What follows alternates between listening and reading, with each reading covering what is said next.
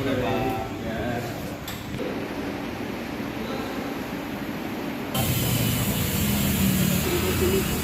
Itu mana nih? Jadi gimana Bang, hari ini tuh apa tujuannya datang ke Baris Krim? Kita mau melaporkan dugaan tindak pidana sebagaimana diatur dengan pasal 378 KUHP, di mana pelakunya ini adalah lembaga pendidikan di Refokus yang korbannya melebihi jumlah 1.160 orang dengan total kerugian estimasi 22 miliar. Modus operandinya gimana?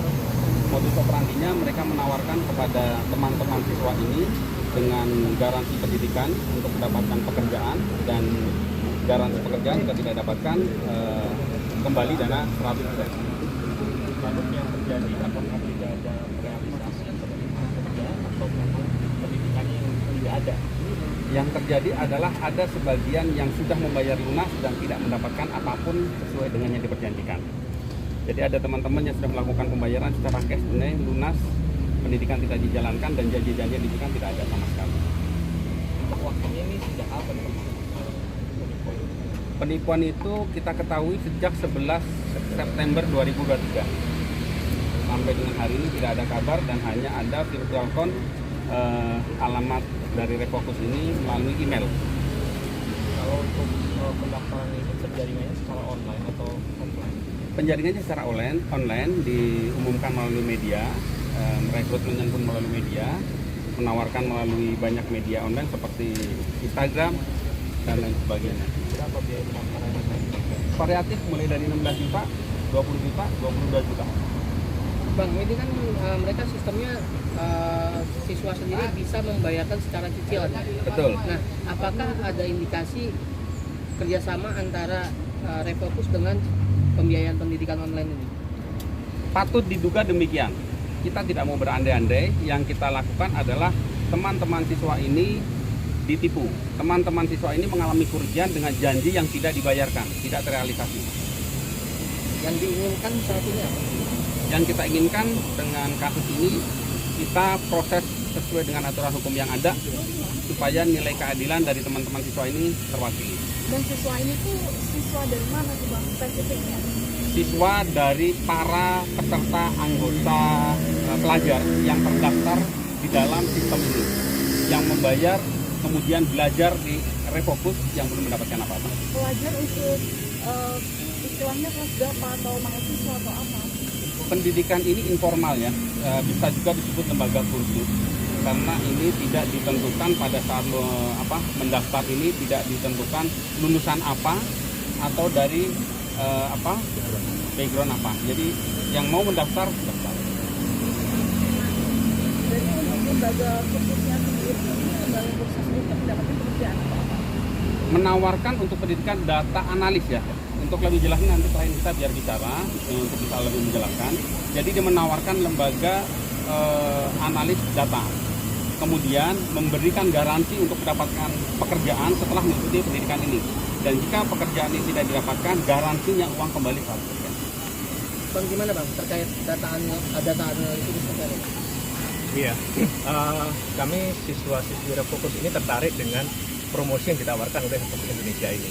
Mengingat sekarang ini adalah dunia digital, dunia yang menawarkan data yang bisa diolah sedemikian rupa dan membutuhkan orang yang punya kemampuan untuk mengolah data, yaitu data analis.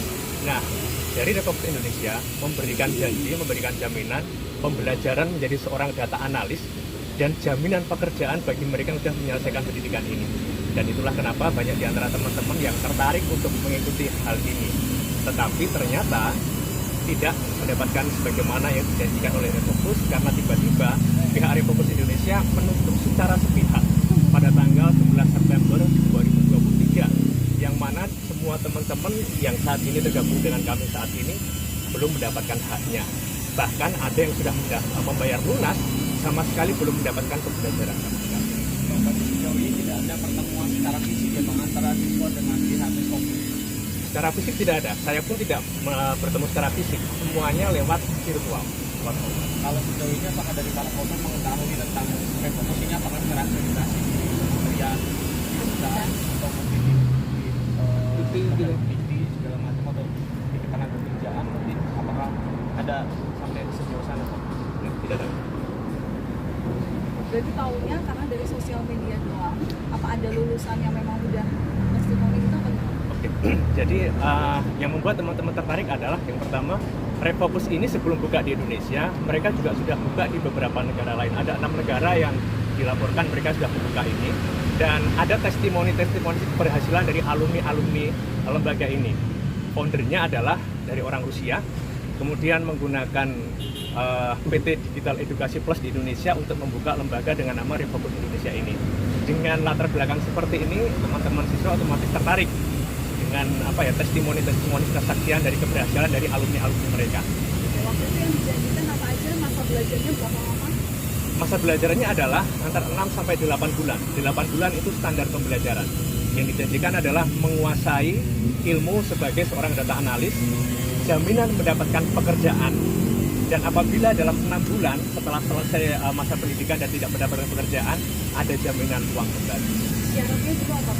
Syaratnya tidak ada syarat spesifik apakah harus lulusan apa, tetapi punya passion di bidang data analis, ya bisa membayar uang itu tadi, uang biaya pendaftaran. Sejauh ini apakah sudah ada dari pihak korban berdatangan lokasi alamat yang tercantum di Refocus?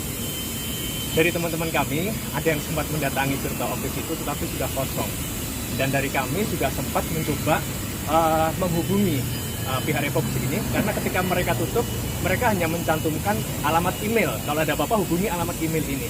Kami sudah mencoba meminta pertanggungjawaban lewat sarana email ini, tapi sama sekali tidak ada tanggapan, sampai kami akhirnya membuat surat terbuka melalui media sosial.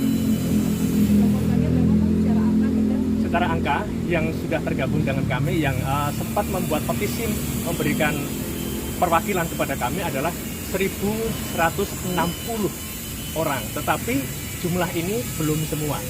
Masih ada banyak teman-teman yang sampai saat ini belum tahu kalau ada pergerakan ini.